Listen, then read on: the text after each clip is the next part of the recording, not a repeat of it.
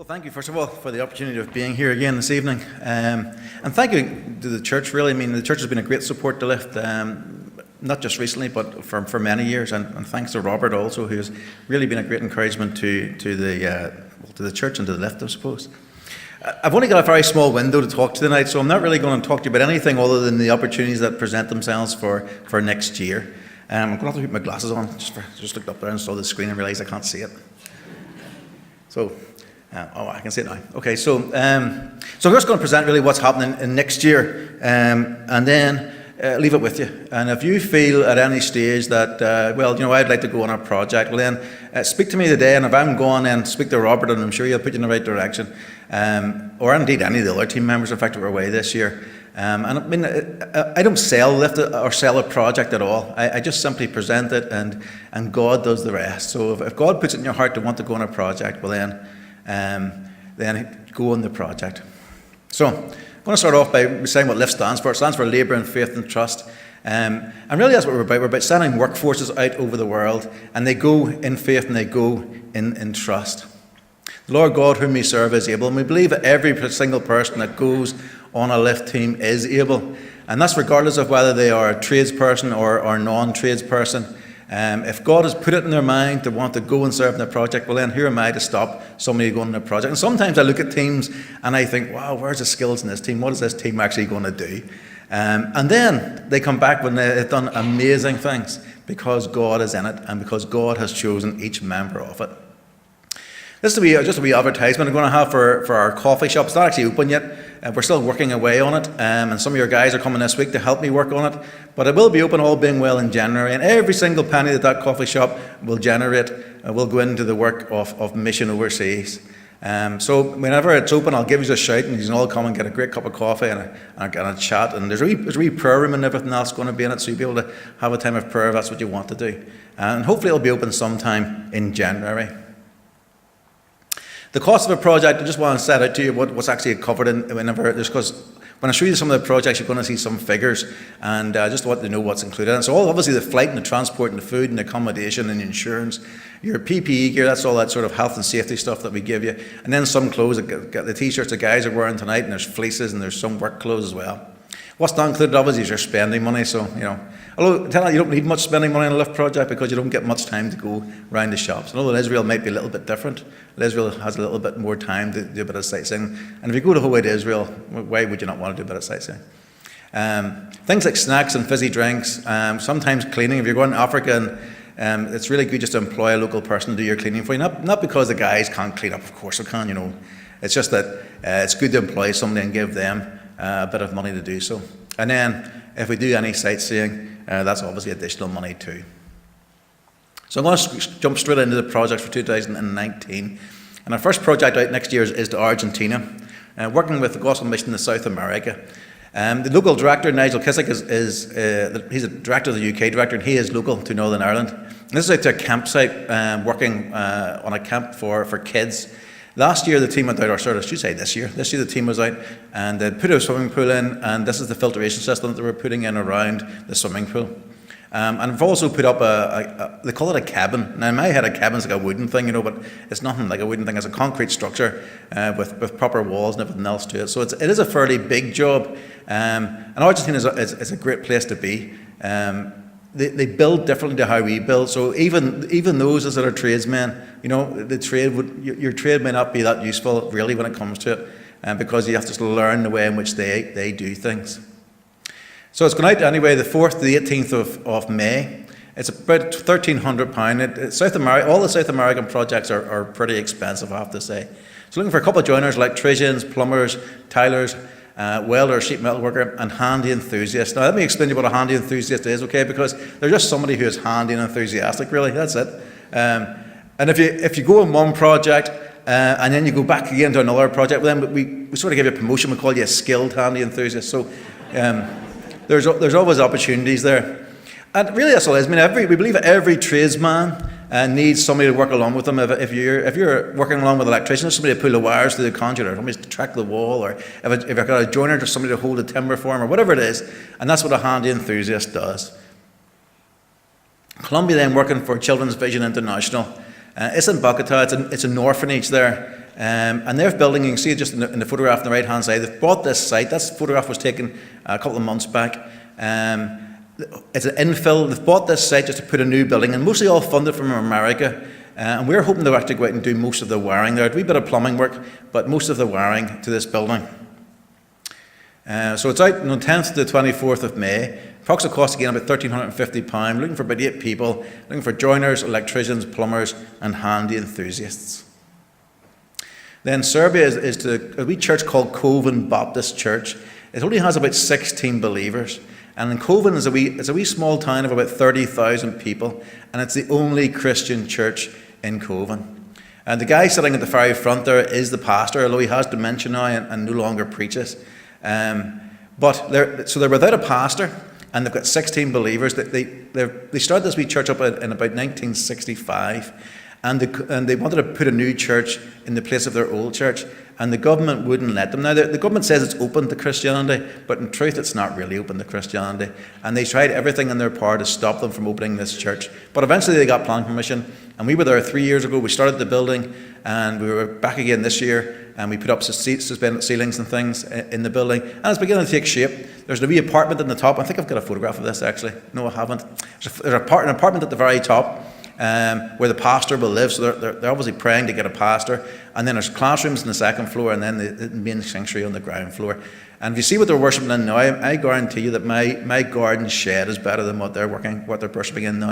And this will be an amazing opportunity for them just to reach out to the community and for people to come and just hear the gospel. So it goes out on the 11th to the 25th of May. So we're looking for a couple of joiners, a plumber, and 3 handy enthusiasts. I think actually there's only one place left in that team at the moment, Then Norway. We were at CEF in Norway about 7 or 8 years ago. And then it's another campsite. And this year we're hoping to go out there and replace the windows, build a toilet block, and just do a lot of other maintenance work to the place. It's away in the very, very tip of Norway. They call it Lapland. I thought Lapland was in Finland, but this part of Norway is called Lapland as well. And really, you can't really go much further than this. And it's very cold, I have to say. So if you're going to go there, you need to like the cold. And it's also very bright. It stays 24 hours of daylight the whole time you'll be there. So there'll be no nighttime while you're there. And this team was our team 7 years ago. We were out about the same time, which you can see it was a pretty sort of a snowy time. They weren't really prepared for it. So that's why I'm preparing everybody now. I tell them, look, it's going to be cold if you go on this project. So it's out 25th of May to the 8th of June. So we're looking for about 10 members. This team's filling up very quickly. I think we've got 7 people on it already. So looking for a couple of joiners, window fitters, electricians, plumbers, and handy enthusiasts. Then we've got a medical team. Now, most of our work is all to do with construction, but we do send one medical team, mostly to Colombia, each year. And this year's team, they had a magnificent time. They were with the Colombian Navy. They flew to somewhere, I don't even know where they flew to. They got into a flat-bottom boat. They went up the Amazon, then went off a river somewhere off the Amazon, and they treated about 3,000 people who had never ever had any health care. That's the word I'm looking for. Health care. So that was fantastic. And some of the things were very, very easy. Some of the things were very easy to treat, and other things were quite major. And the major ones, they brought them back to Bogota, and they carried out the operations on them, and then they look after them, even when the team has gone. So our team is part of an international team. So the people from America and Canada and from all over the parts of the world who will be on this team. And they just meet together, and they do this project probably for about 7 days, really, although you'll be there for most of a fortnight.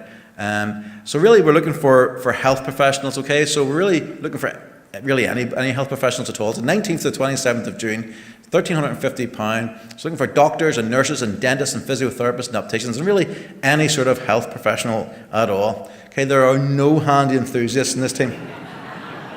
So if you fancy being a doctor, forget about it, okay? It's not going to happen.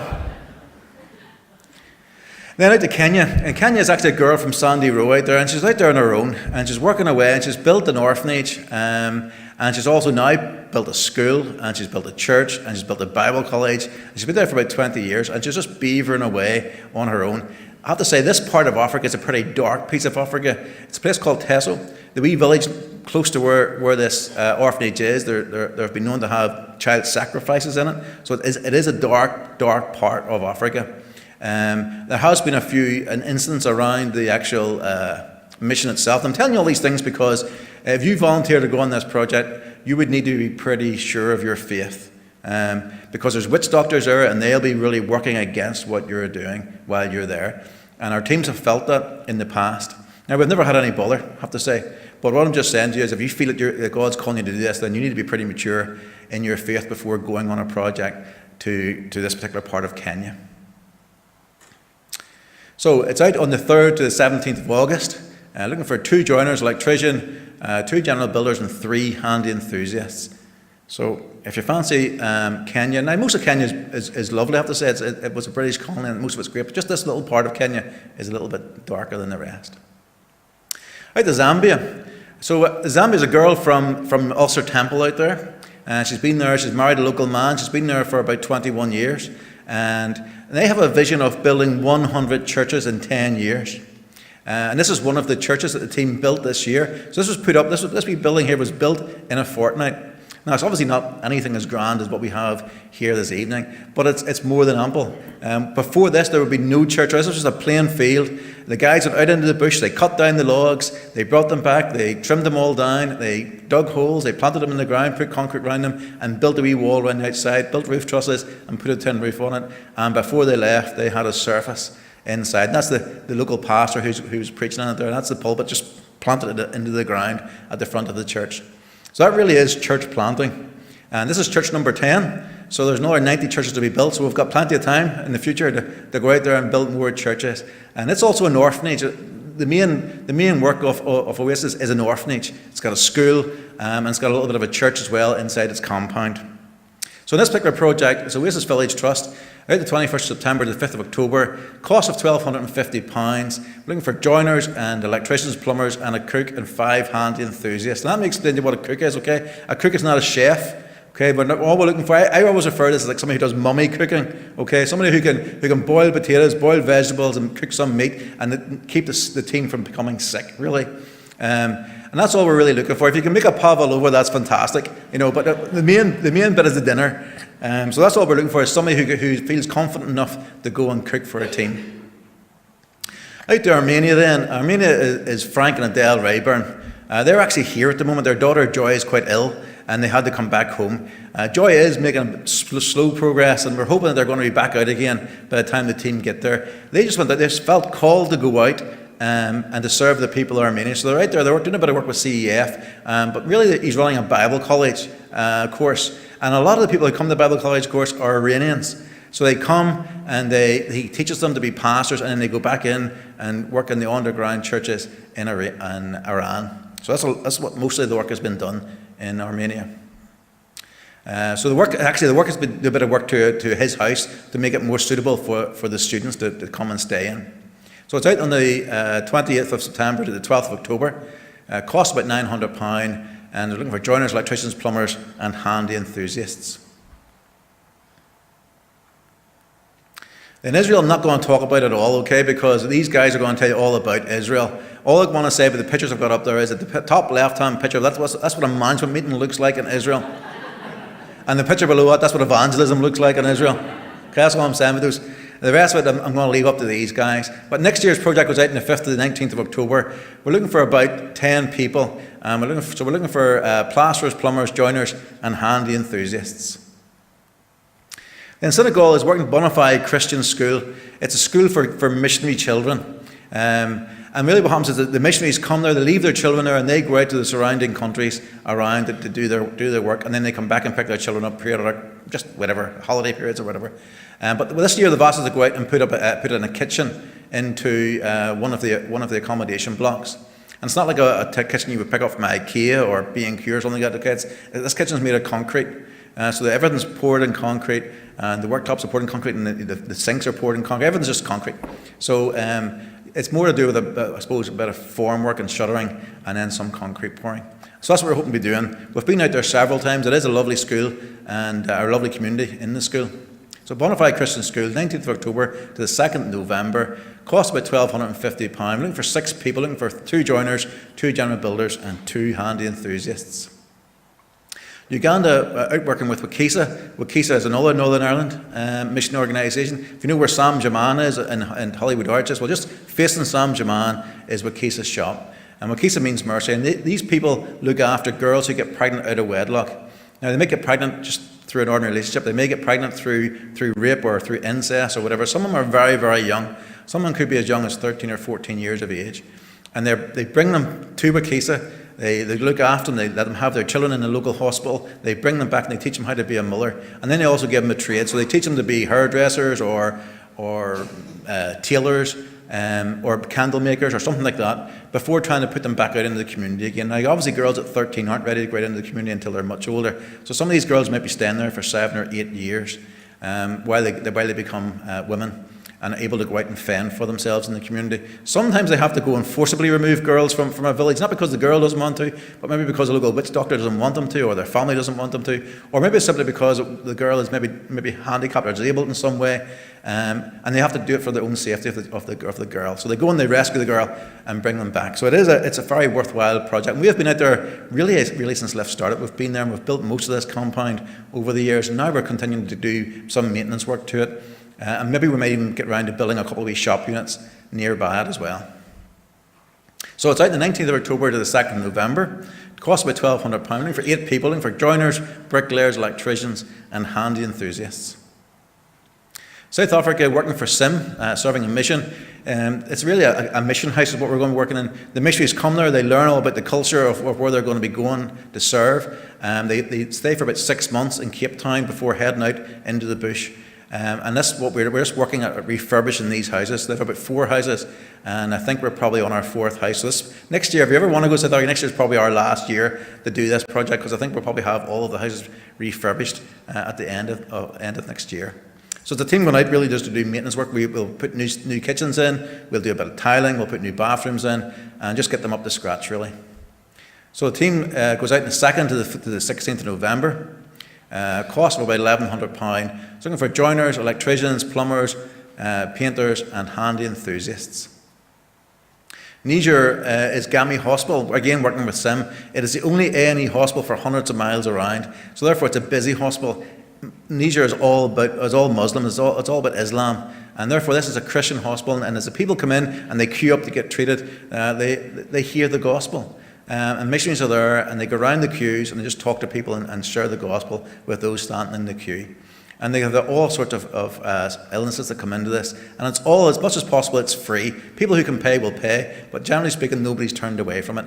Last year we put in 2 big generators, 2 brand new generators to take over the power, because power falls all the time in the hospital, which isn't ideal if you're the person on the operating table, if your power happens to go out on you. So these generators kick in automatically and come on. And this year, the guys went out and they put a roof on, but they also then started to put wires in around the new hospital block. And next year, we're hoping to go out and put some wires into missionaries' houses, just renewing the whole wiring system. So we're out on the 16th to the 30th of November. Approximate cost of £1,300. So we're looking for electricians, plumbers, joiners, handy enthusiasts, and a cook. And we already have the cook for this team. So there you go. So if you're a cook and you want to go, you have to go to Zambia, I'm afraid. That's the only one we've got to cook for. And then in London now, this is the first time I've ever tried this. This is London City Mission. And they just asked us, look, can you send us some people to do work in this? They've got 63 mission halls around London, a bit like Belfast City Mission, I suppose. And they've got 63 halls around London, and they're just saying, look, when we ask tradesmen to come in, they let us down all the time, or they come in and they're really, really expensive, or they're not very skillful. So they're willing to, if you're a tradesman, and this is probably really open to tradesmen only, I think. If you're a tradesman, then all they're really asking is that you come and they'll pay your flight and they'll pay your accommodation and you just work. And that's all you have to do. And it's probably only for 2 or 3 days at a time, so they're not long projects, okay? It's just out for 2 or 3 days, maybe 4 days. The team will be a small team. It might be like upgrading like a disabled toilet to get it up to regulations. It might be building ramps to get up into the church and that sort of thing. So it's all maintenance work or alterations to the buildings. So and in this particular, all I'm looking for people who are interested to express an interest, really, rather than actually a solid date. I want to finish just with telling you about this wee thing here. This is a house in Uganda, and sometimes people say to me, what can a lift team do? You know, what can it do in 2 weeks? We're not just better getting all the money that the people pay to go on a project and just giving it to the mission. Well, we know that that's not going to happen. We know that people aren't just going to come along and give 11 or 1,200 pounds, and it just doesn't happen. But it's more, I mean, lift is much more than just going and doing the work. And there's a huge amount of advantages to the person that goes, to the church that sends them, and to the mission that receives them. This was a house we were asked to go and put a roof on. What had happened here was the children's parents had died. The aunt had taken over the children, which is what happens in Africa. She was quite elderly herself, and this was her house. And her house was really rotten. And it wasn't suitable for 9 children. So the 9 children ended up getting taken into care into an orphanage called Dwelling Places. We were asked to go out and put a new roof on it because the roof was leaking. But when we got there, we really said this house doesn't need a roof. It needs a new house. And that's what we did. So we built a new house in 2 weeks. And it mightn't look like very much, but it had glass in the windows, it had shutters on the windows, it had a proper door that you could lock, it had a roof that didn't leak, it had guttering that collected the water and put it into a storage unit so as they could use that water grow their vegetables. It had 3 bedrooms, which all had triple bunk beds in them, and it had a living room and a kitchen. And it was pretty good. But the thing about it was that all the people in that village, they all came around to find out what these white fellas were doing in the jungle. And it really wasn't the jungle. I have no idea where it was. I just kept driving into the jungle and got out and did this work. They just came and a lot of the missionaries witnessed to them about why these guys have come to do this for this Christian girl. So apart from the witness of the missionaries to that little village, there were 9 kids who were able to come out of the orphanage and move back into the community again to live with their aunt, which meant that there were 9 children who could come off the street and move into an orphanage. And I have to say, if you can go away on a project and change the lives of 18 children in 2 weeks, sure, that's got to be worth going to do. Not everybody needs to be skilled, okay? Jesus doesn't always call the equipped, but he always equips the call. It's a wee bit wrong off the screen there, but he always equips the call. So you may be sitting there thinking, well, I have no skills to offer. And in truth, if God is calling you, he will give you what you need to do on the project. That's me finished. I hope I haven't run too long on my time. All I want to say to finish off with is that I took that photograph just went whatever way, you know. Thank you.